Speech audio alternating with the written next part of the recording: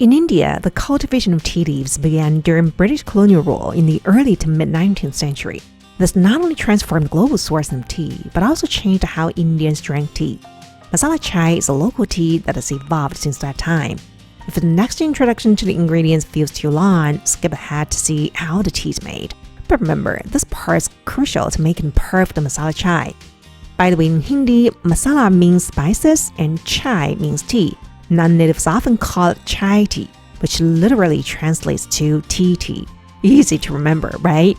Anyway, let's go through the ingredients. First and foremost, spices. Here I have 3 cloves. Use 2 if you prefer a milder flavor, 4 green cardamoms, and 6 whole black peppercorns.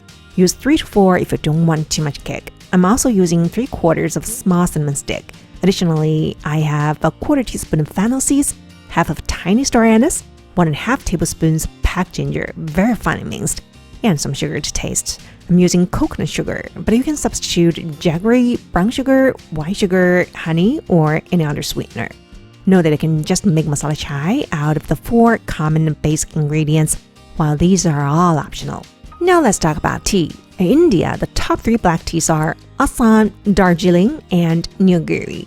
Assam is the most commonly used tea for masala chai, except in the south.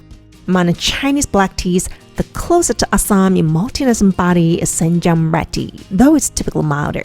Keeman or Yunnan black tea are good alternatives, but lack the distinctive maltiness. Zhengshan Xiaozhong is also an option if you can find a less milky variety. Masala chai uses both water and milk. The water-to-milk ratio typically ranges from 1:1 to 3:1, depending on personal taste and family tradition. Traditionally, water buffalo milk is used because it's richer than regular cow milk, allowing you to use less milk and more water. Here I'm using about 1 cup of water buffalo milk and 2 cups water.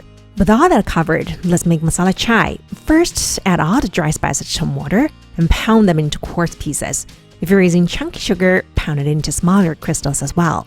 Heat a stock pot on the stove, add the spices, and toast them for a minute or 2. Then add water along with the ginger. Bring it to a boil on high heat, then simmer for 5 minutes on low. Add the tea leaves, brew for another 5 minutes, then add the milk and the sugar. Bring it to a boil again, then simmer for 2 more minutes. Turn off the heat and strain the tea. If you want your tea to be a little frothy, scoop the tea and pour it back into a container from a height about 30 centimeters. Repeat this 5 to 6 times. And there you have it, masala chai. Masala chai is perfect for winter. It's aromatic and full of warm spices with a gentle, pleasant kick.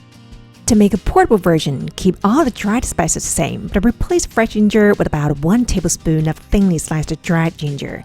Grind everything coarsely in a coffee grinder, then add tea leaves and blend for about 5 seconds. The masala chai mix is done. I use a thermos to brew the tea. First, pre-warm the container, then drain hot water. Add 1 tablespoon of the chai mix, followed by ½ cup of hot water. Seal the lid and let it brew for 5 minutes. Strain it in a container and serve it in a cup. I'm adding an equal amount of cow milk and some maple syrup. 1 tablespoon of the mix makes exactly 1 serving, and the total batch yields 3 servings. That's it for today. Happy Chinese New Year, guys!